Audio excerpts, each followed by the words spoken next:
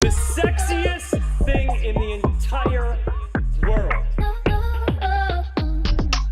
is being really smart.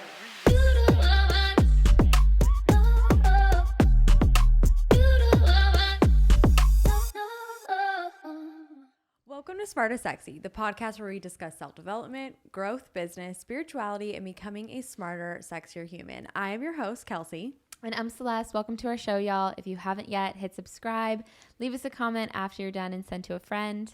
Today, we're super excited to introduce our guest, Scruby.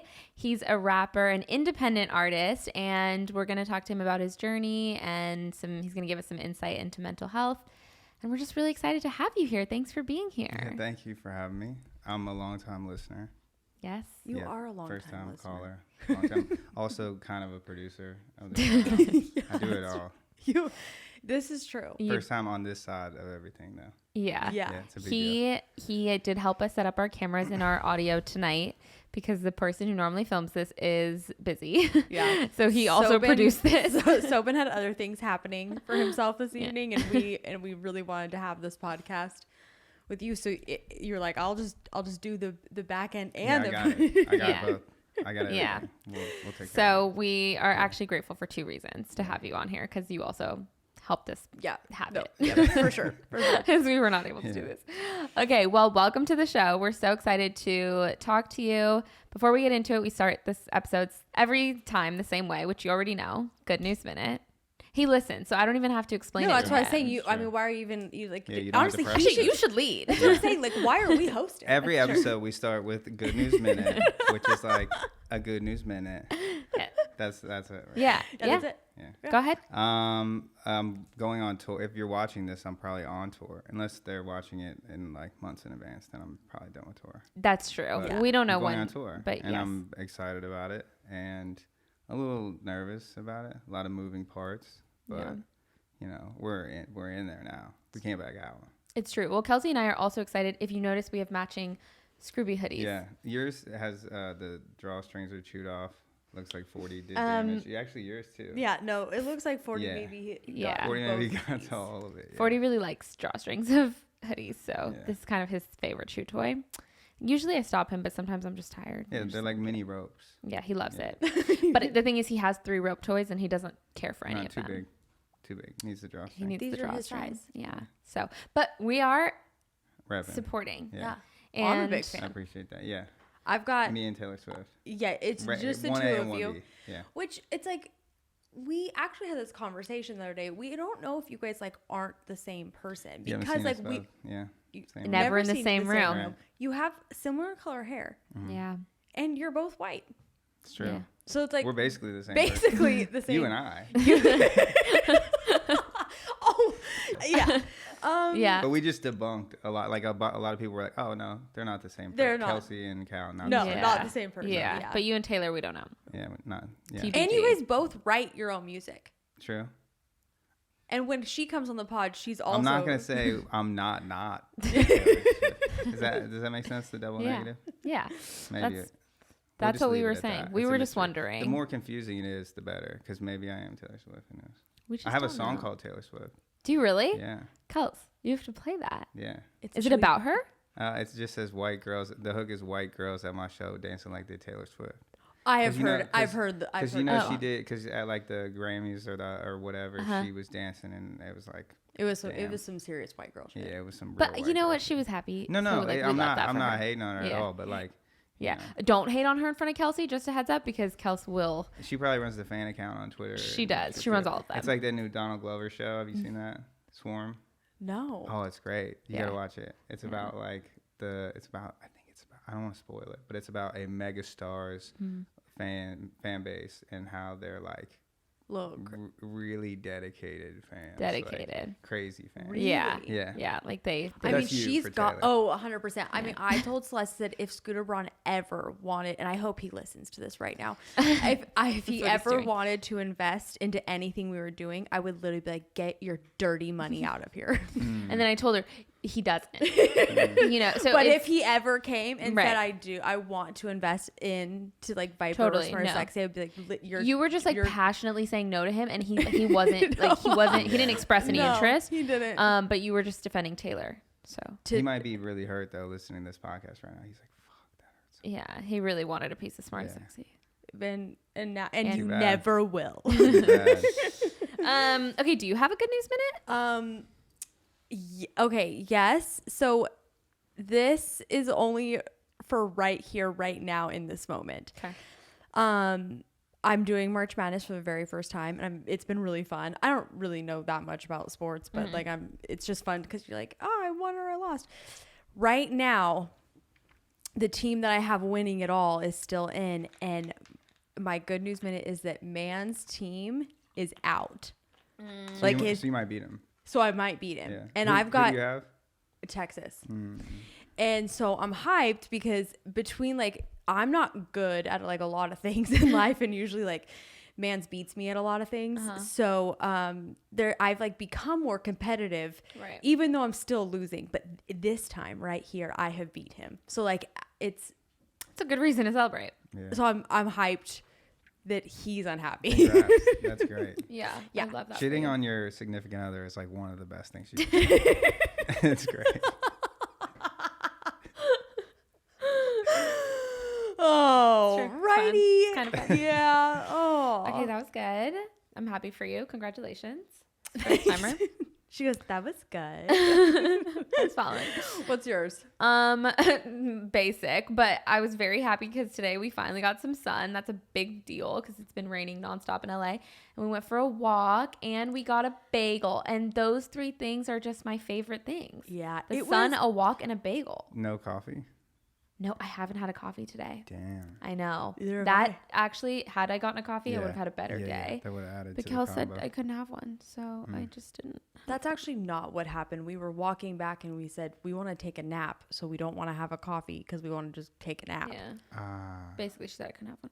So, anyways, I'm just going to focus on the positives of the day. But I love a walk, I love the sun, and I love a bagel. Bagels are the MVP of bread, in my opinion. So, it was just a really pretzel exciting. bread is the best bread. You would say pretzels are the MVP of bread. I would say that pretzel bread is the best kind of bread. A pretzel, you can make a bagel. Like Trader Joe's makes a great bagel. This episode is sponsored by Trader Joe's. They make the best pretzel bagels.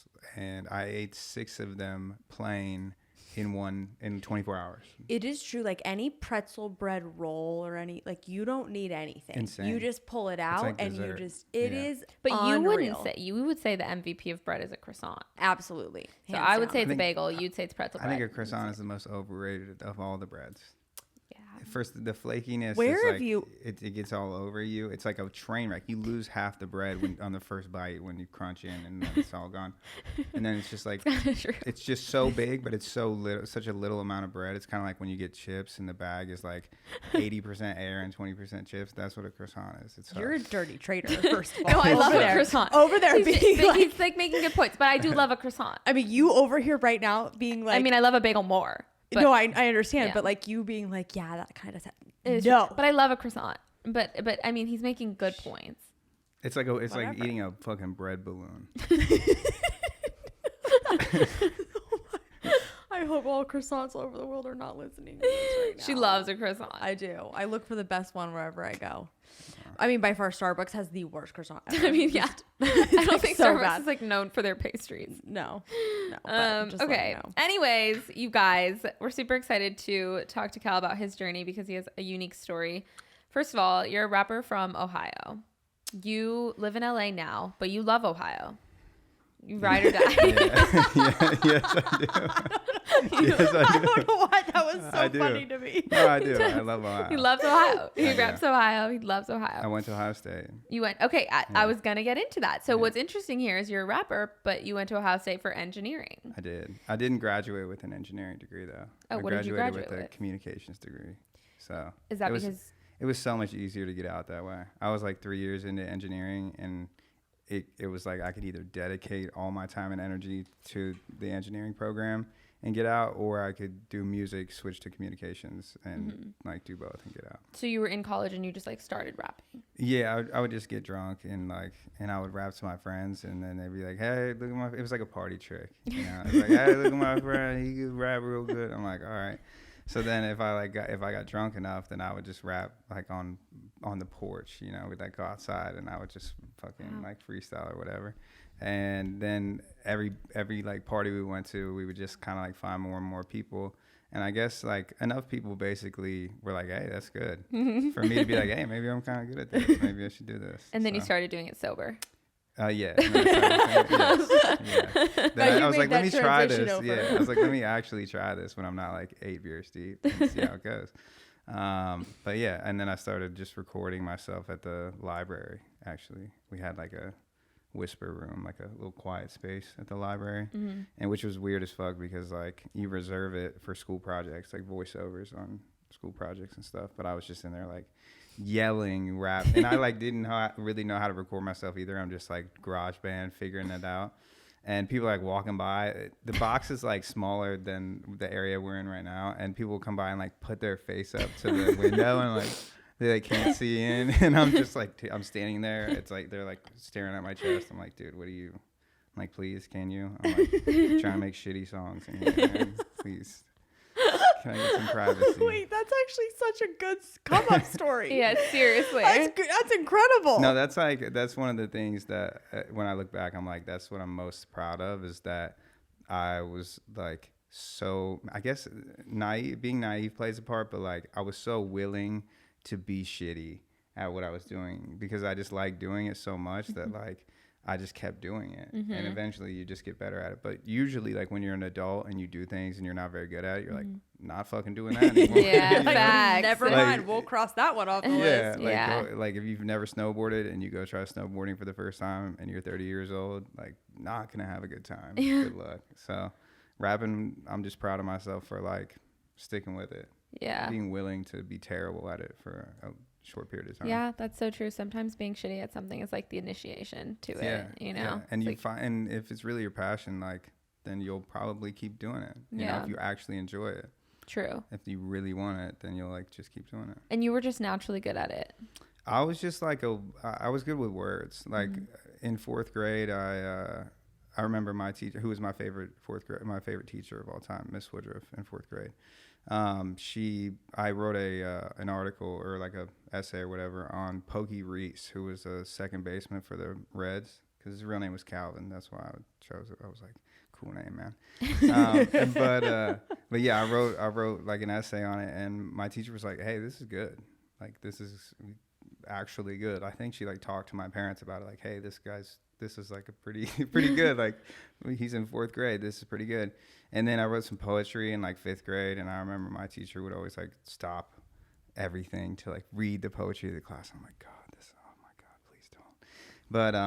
But yeah, I kind of had just a way with words. Like early on, I was much better at writing than I was at like anything else, which is also why I went into engineering. That doesn't seem to make any sense, but I just thought engineering was important because it was difficult, and writing wasn't difficult for me, so I just didn't even pursue it, you know.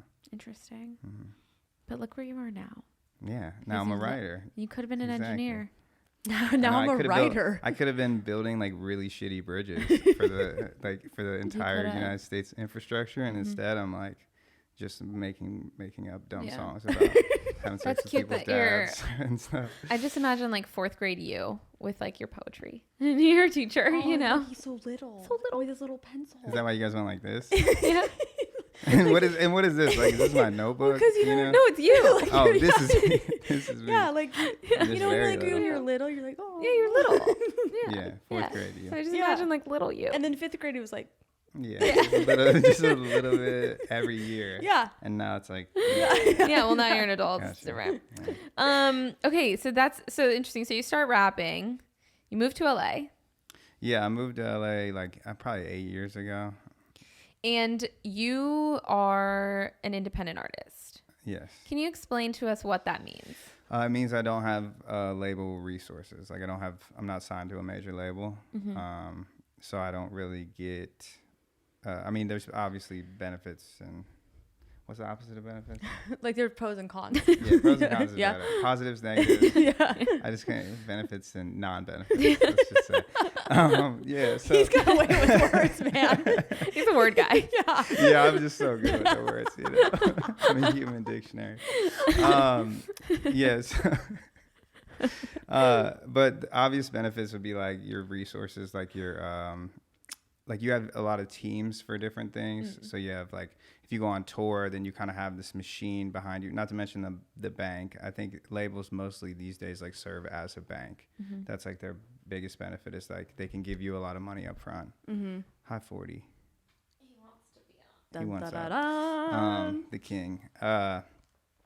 So yeah, I mean, having like having a team around you, and you know, having third party resources for like streaming and marketing and all these things, that the label has these connections and has the ability to like fund these things. Those are like the major benefits of having a label. They can amplify your voice essentially, and being independent is pretty much like you don't have any of that, and you got to do everything yourself, and good luck. Yeah. So What was your decision for being independent? I worked with a management group who they shot videos, like they shoot big music videos, and they were great. Like they're great at that. But we just didn't like really see eye to eye. I think they wanted me to be really cute.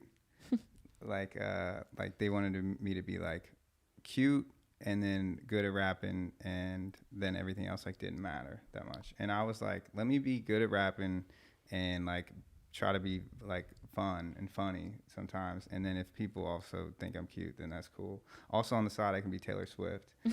So like I was like, look, I can be 2 in 1, and then save money. Yeah. Like, and she makes like a ton of money. So she does okay. So, yeah, Yeah. I make yeah. You do okay.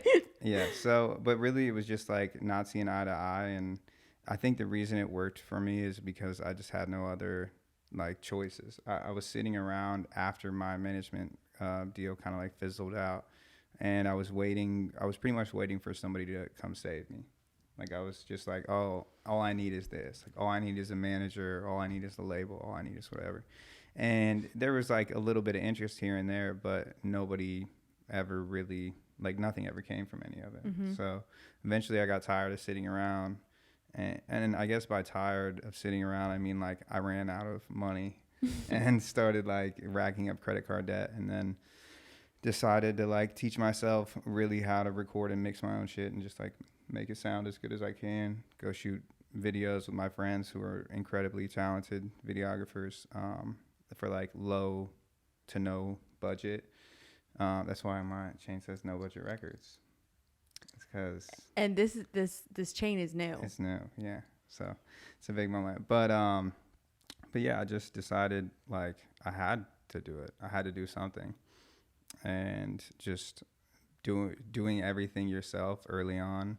It seems impossible, but once you get some momentum, it like all kind of starts to happen That's for you. honestly really, really impressive and sounds really hard. Yeah. And like how you said before, you're like, I loved it so much. Like in the beginning days of you, like, I'm going to just rap even if I'm bad at it in the beginning. Like you still loved it so much even then that you're like, does not matter how broke I am, I'm still doing this. Yeah. That's cool. And maybe some of that is probably like foolish pride too, because you don't want to ever like tuck your tail between your legs and like go home to Ohio after living in LA and like trying to like do the rap thing.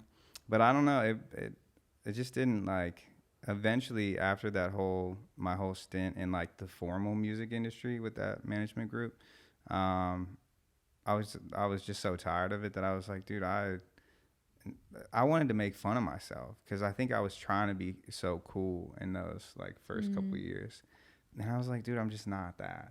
So like, can I just do what I do, which is like, I like self-deprecating humor. I think it makes you like bulletproof. I do too. I agree with you. It's just like so much more. I'm like, dude, no one can make fun of me as good as I can make fun of myself. Yeah. I pee sitting down a lot of the time, and like, if I tell you that, and it's like, what are you gonna make fun of me No, for? for sure. You know like I I mean? just told you. Yeah, So, like, and I already just made like, fun of myself. Do you want more? I'll give you more stuff. You can make fun of me. I'll laugh with you. I really like that. So you are like, because you're like very much yourself with your fans, you've built a really, really good community with them.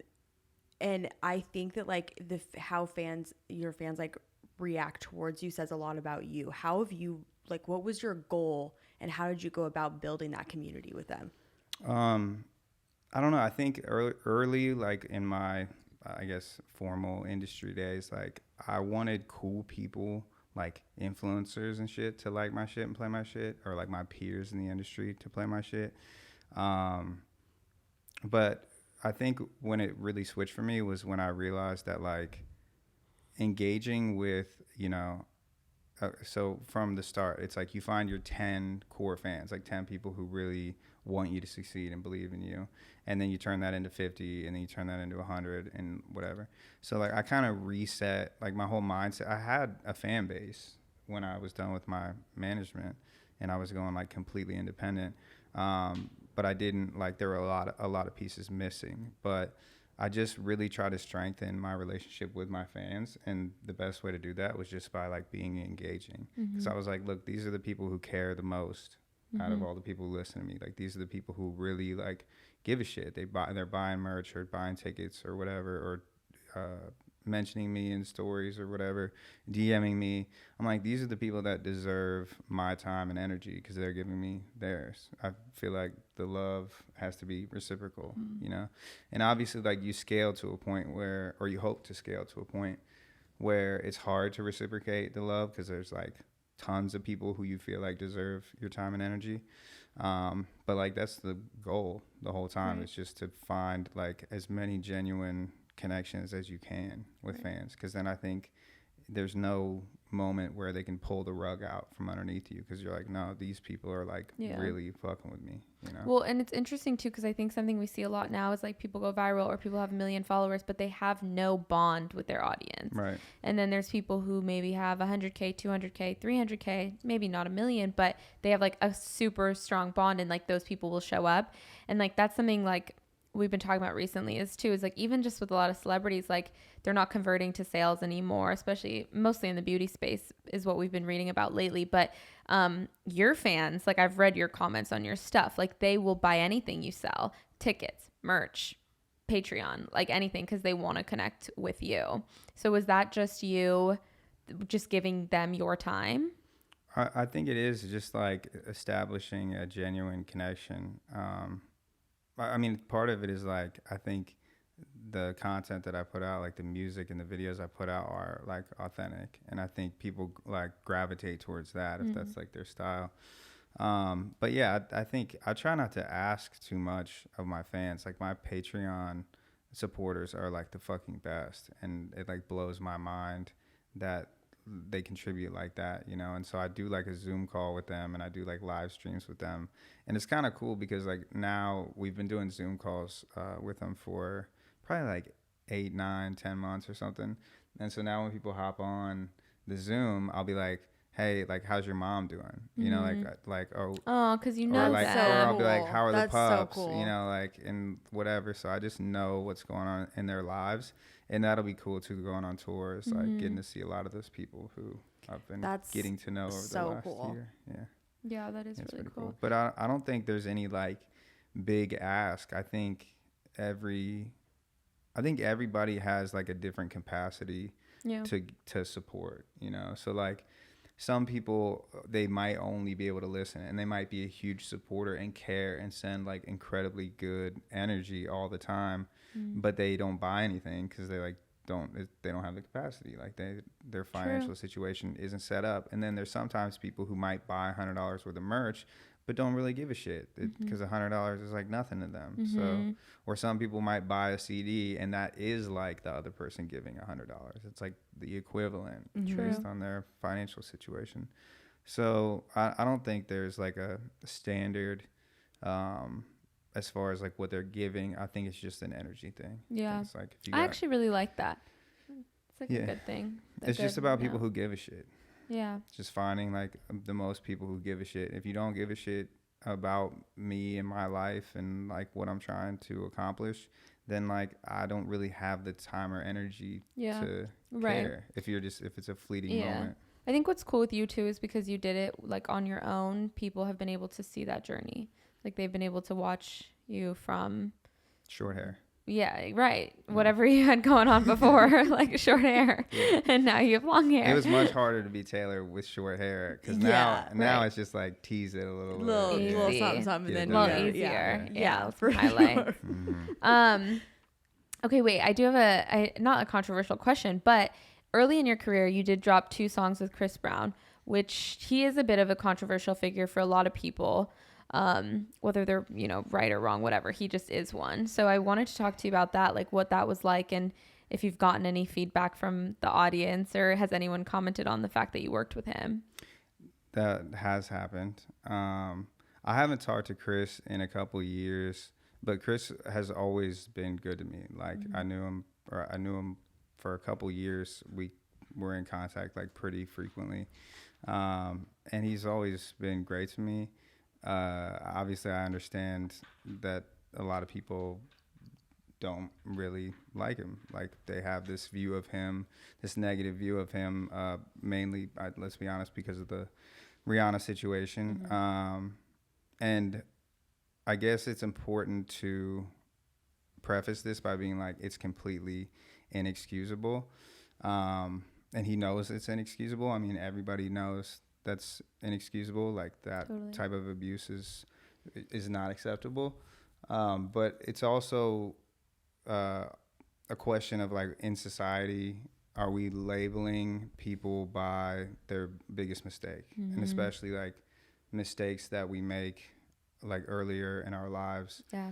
In situations where, let's be honest, like, no offense to any 18-year-olds watching this, but like, you're going to realize that you're not as smart as you think you are right now. True. Like when you're 18, like when I was 18, thought I knew a lot. Then I turned 19. I was like, wow, Cal, you're an idiot. And then I turned 20. I'm like, wow, 19-year-old Cal, you were an idiot. Yep. So, I mean, and as long as you're doing that, actually, that's like a good sign, I would say. Yeah, because there's like a lot of like reflection, and then Yeah. Yeah, because you're self-aware. You have enough awareness to be like, wow, my thoughts from last year weren't as bright as I thought they were. Right. Like I've grown a lot. That's Yeah. a good sign. But I've received some pushback for those songs. Like I've seen people just be like, why would you make a song with that person?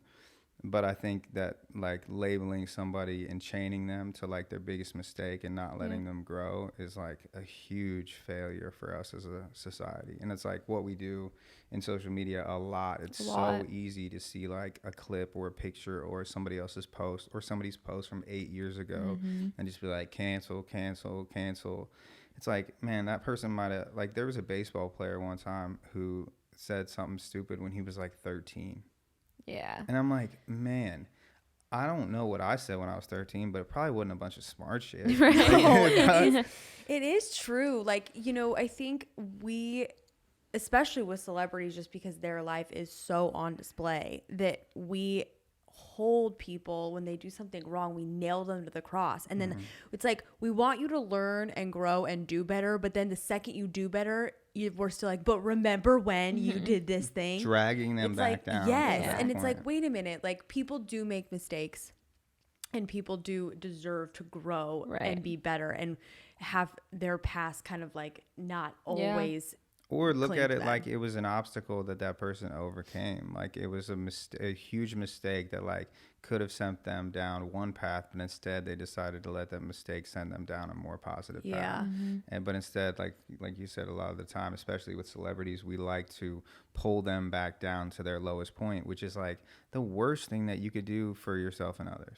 That's a terrible thing to do. It's like chaining a plant to the ground that's trying to grow. It's like that's not a good thing for it. Like it's trying to go in a different direction than the ground.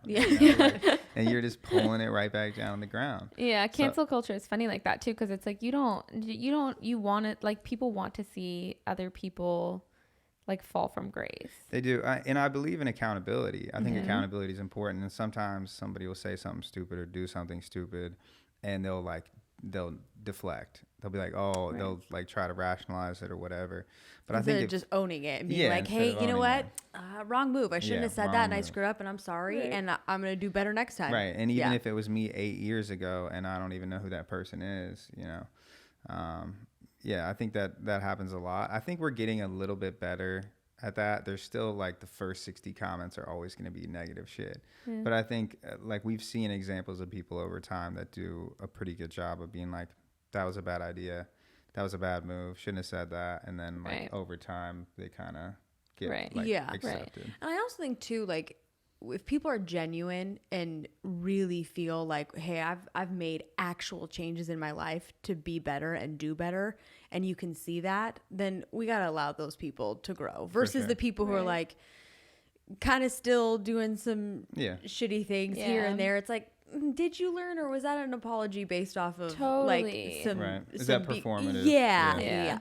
And you'll know the difference. Yes. You know, you give somebody some time, but we just don't know what everyone grew up with. We don't know like their life experience. But I think part of that growth too kind of depends on the public. Like for a celebrity, if you wake up every day and there's hundreds of people in your comments and your DMs calling you a piece of shit, calling you a monster, it's like, I mean, it's hard not to feel like that. Right. You know what I mean? Like, I can imagine that you see that enough times, you're like, maybe I am that. Right. And then you give up on the whole growth thing. And it's like, is that the fucking point? Was that the point? Was ruining this person's life based on one big mistake that they made? Right. Like, they obviously made a huge mistake. Do we just want them to be known for that forever? We want to limit them to that? So I think it's just like people need to, I think people are naturally inclined to like shit on other people to make themselves feel better. Right. Because they're like, well, at least I'm not that person. Right. And I think we look at a lot of celebrities and think they're rich and famous, so we need to like bring them down a notch. But the truth is that they're just not even happier than we are. Right. So No, 1,000,000%. And I think that is so true. It's like they think that, oh, their life is so glam, they have it all. So let me do my part in maybe removing some of that. Right. Obviously, context here matters. If somebody's like, of course, bombing something, like, we're not going to forgive you. But like, like within reason, within context. No, I mean, philosophically, though, it is kind of an interesting conversation. I think there, like with the Dahmer series, there was this thing where he like at the end of his life was trying to get into Christianity and stuff. I might be butchering it. I'm not going to act like I'm like an expert on the topic.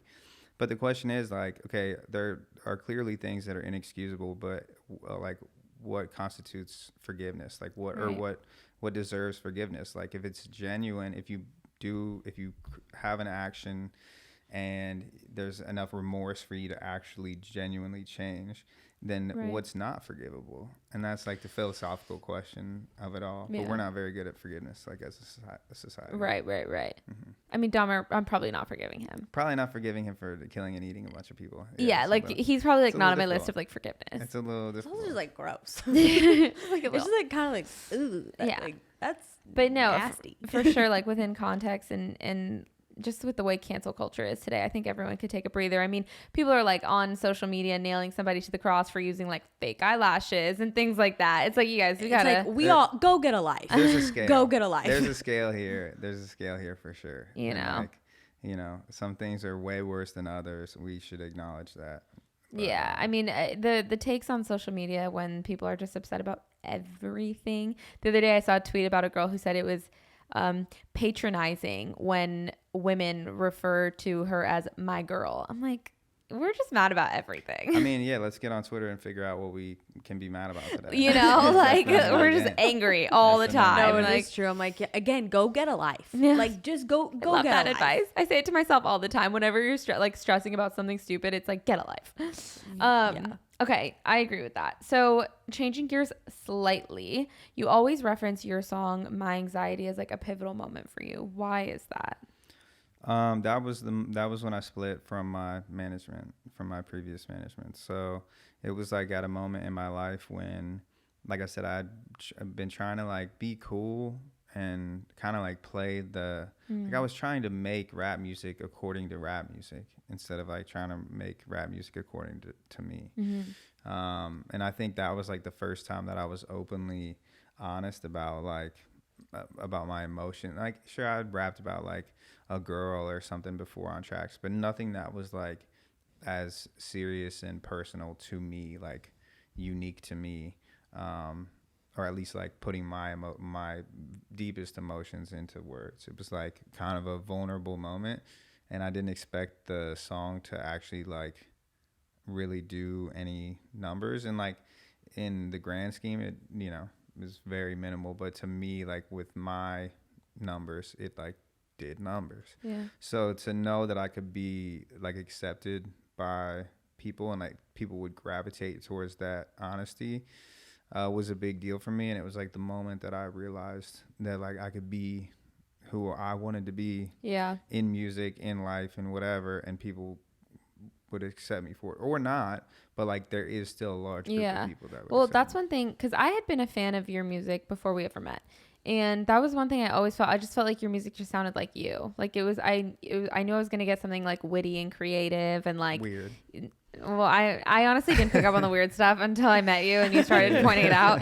But like, I didn't ever pick up on the weird stuff either. I thought it was like, again, witty. I thought it was funny. Where I was like, hey, this is good. I thought it was and I always thought like your puns were so good. It was creative. Like, I don't know, like it always delivered. I was like, oh, okay, this has to just be true to him, because like, you know, you're getting like consistency in that. And so I see like a lot of your fans comment and they like shout those things out, or like they pay attention to like little things that you do, like sounds that you add at like the end of an album and things like that. So it's cute to see like how involved and like engaged everybody is. Yeah. And that's gotten more fun too, like as time has gone on and the core fan base has grown more.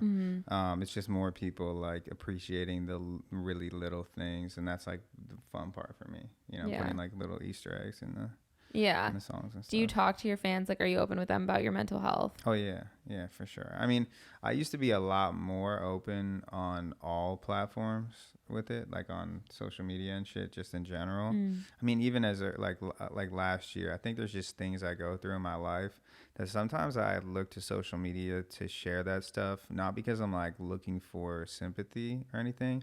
It's almost more like I do that so that, well, one, it feels good for me to admit things. I feel like when you have an insecurity or something, like talking about it and sharing that with other people kind of takes some of the power away from it. It's like not scary anymore. Yeah, for sure. So I definitely I use social media sometimes as a therapy tool. It's like cathartic to just like share your thoughts with people, and oftentimes you'll get a lot of people in your DMs like, yo, me too. You know, and that feels better. You feel less alone. I was going to say that your fans probably feel like they can relate to you then way more. And there is something nice about like knowing like someone that you're a fan of. You're like, oh, wow, like you have a struggle similar to mine. And like, I feel like now like I'm like living a journey with you. For and sure. It makes you kind of feel like you're a little bit less alone. 100% does. Just, I mean, to know that like, and even if somebody's not going through that, for them to like send a message of support or whatever, like that kind of shit helps a lot too. Some of it too is like when I express myself on social media, it's for like a little bit more of me accepting myself and holding myself accountable. Like if I say something, like if I'm reading something like philosophical or like self-help ish, you know, then if I say I'm doing something or show that I'm doing something, it's probably not necessary for me to do that, but it kind of helps solidify my identity to myself, that like this is the kind of person I want to be, so I'm doing these things. No, that makes perfect sense, because you want to like put it out. It's almost like then you have like the feedback, because you put it out and you want to be that person, and then people give you feedback and like echo that you are that person, and then you kind of like become that person. Yeah, It's like an echo chamber Yeah. of what you want. I love that. So when it comes to, you know, you healing your mental health and things that you deal with, like what do you do? Do you meditate, manifest? I mean, before, I think for a long time, I didn't deal with it. I just got stressed out and just like it became shittier. Like I had more of like a temper. I like was kind of like a control freak, like in my business and my life. Just like little things would just kind of like set me off. And so I didn't do a very good job of dealing with stress or depression or anxiety or anything. Eventually I started seeing a therapist. I feel like that was an important step. I feel like one of the most important steps for me was like trying, which sounds too simple to like actually be a thing. But I think subconsciously, like trying to get better, you like appreciate yourself more because you're like, at least I'm doing something about this. Yeah. Like everybody's got a different puzzle to solve, and what works for somebody else to solve their puzzle doesn't necessarily work for me. But the fact that I'm like doing this different combination of things, like therapy, reading anything, reading fiction if you want to, or reading self-help books, reading philosophy, you know, like going for a run. Like if you're doing these things, eating healthy, if you're doing these things like with the hope that some combination of them might actually help you feel better, and you do them for like enough time, you'll figure out like some things that help you solve your puzzle. I like that. I think sometimes like we can overcomplicate like the growth process so much. So even like just trying is huge for a lot of people. Like, you know, we've talked about this before, like life can be very, very overwhelming. And some days I'm like, I have to like meditate and journal and then go run a company and do laundry and work out and then figure out a time to have a social life. And so sometimes like the bare minimum of just trying is a huge step for so many people. My mom always says, don't sit down on the path. That's what, like, it's not a profound thing, but it's like, as long as you're doing something, like as long as you're trying something, then you're like going in the right direction. Yeah. But I think you guys could probably relate, like the worst times of my life, like mentally, have been when I can do nothing. And sometimes you just don't have the juice. Like sometimes you don't have the energy to do the things. It's like, it's a Herculean effort to do your laundry. It's to eat, to walk outside. Like all the little things seem like this huge effort.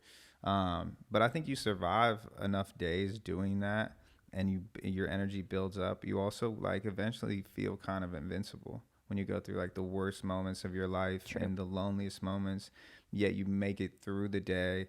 You wake up the next morning, you're like, you know what?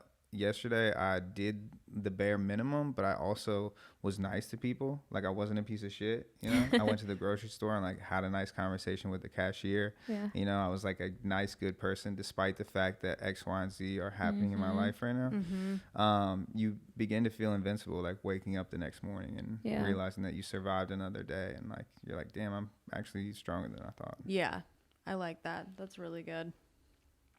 Okay, so while we have you here, you have a big male demographic of fans, and we actually have a decent sized male demographic of fans, which always surprises me. And our women love hearing men's perspective on this particular topic. Facts. So like everyone loves when we talk about dating, like our views quadruple. So we're going to talk about it now. Skyrocket.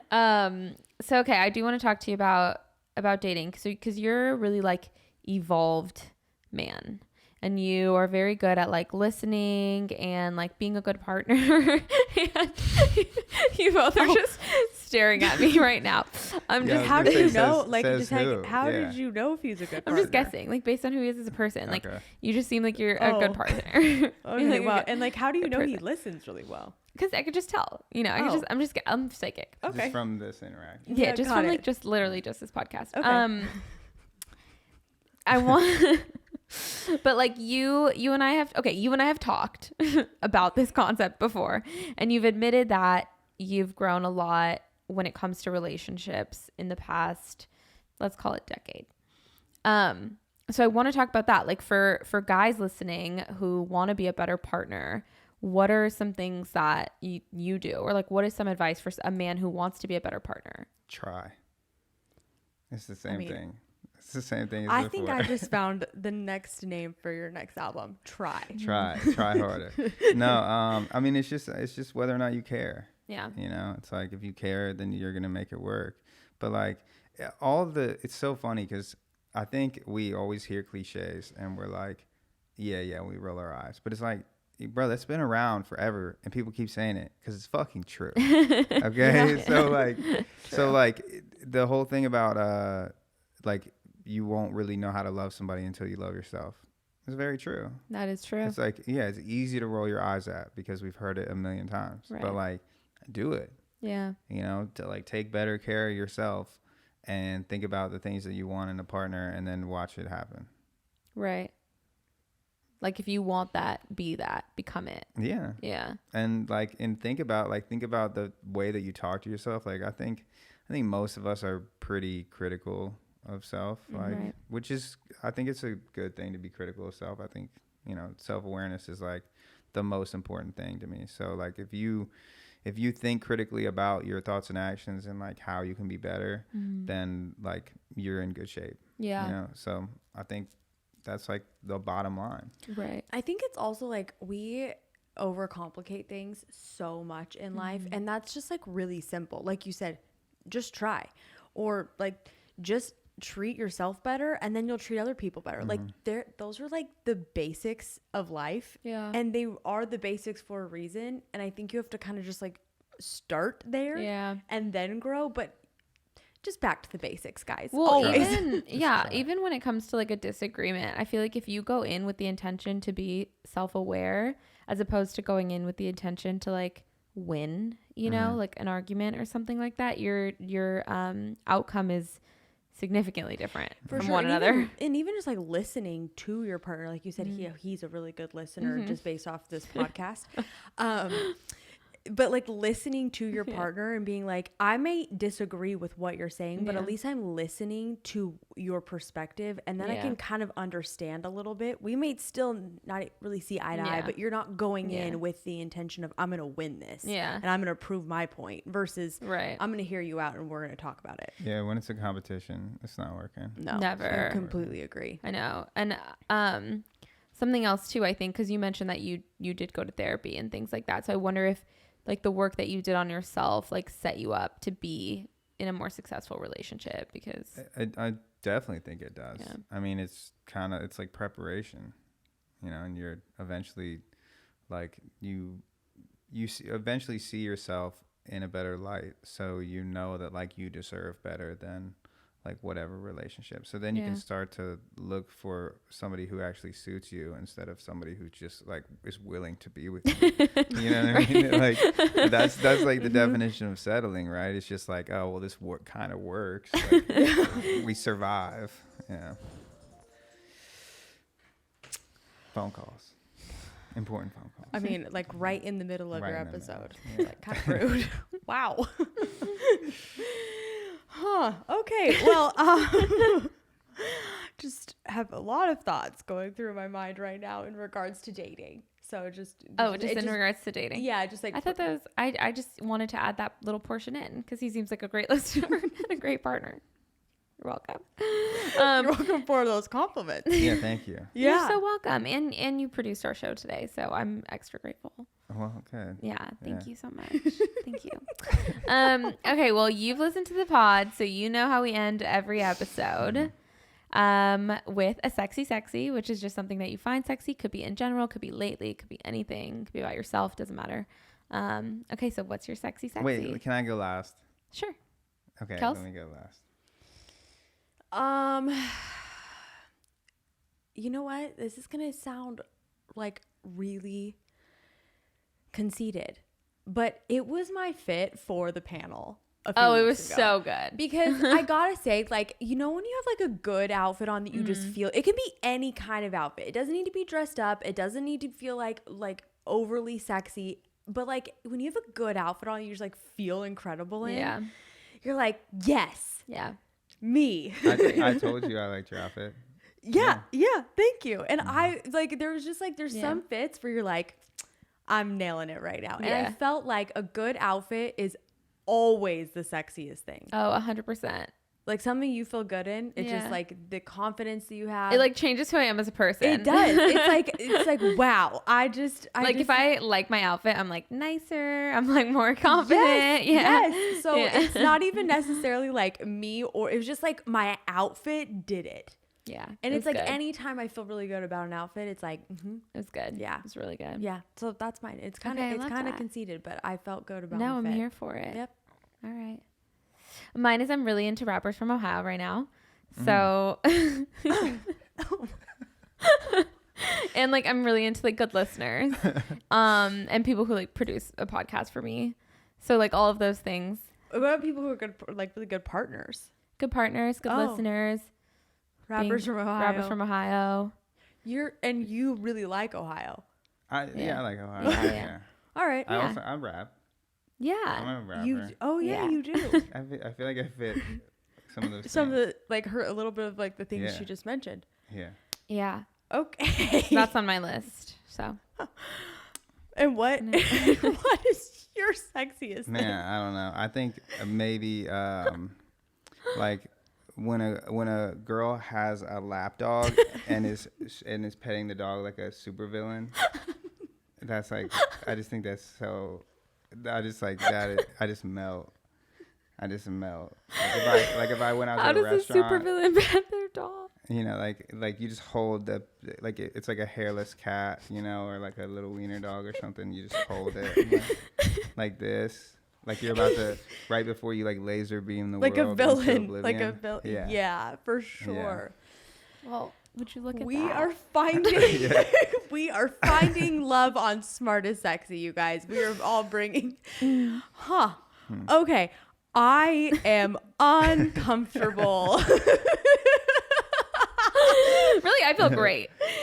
Guys, thank you so much for being here with us. You know where to find us on social media at Smart is Sexy, TikTok, Instagram, YouTube, everywhere. Where can they? actually totally just took my whole line. Oh, sorry. That's my ending. Okay, well, you got to be quick.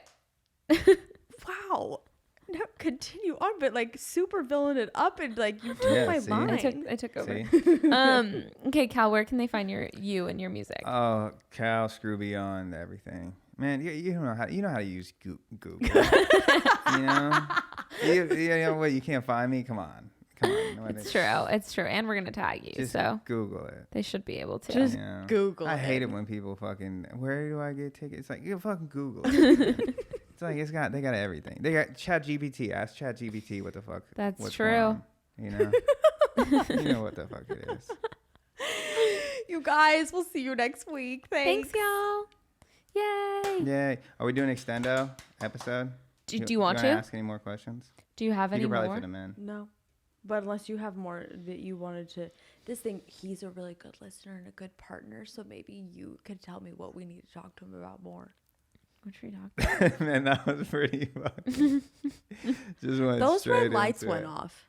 Straight into it. Oh, you're right. No, that's right. Because they're done. Oh, yeah, because they're dead. They Yeah. just died. Because we only had 8 minutes. But here's the thing: if it runs, like if it's still recording the mic, but if we miss that ending by like 30 seconds, then just put text. Yeah. On the last 30. But I think we got it, honestly. seconds. Okay. Because when did you see him go off?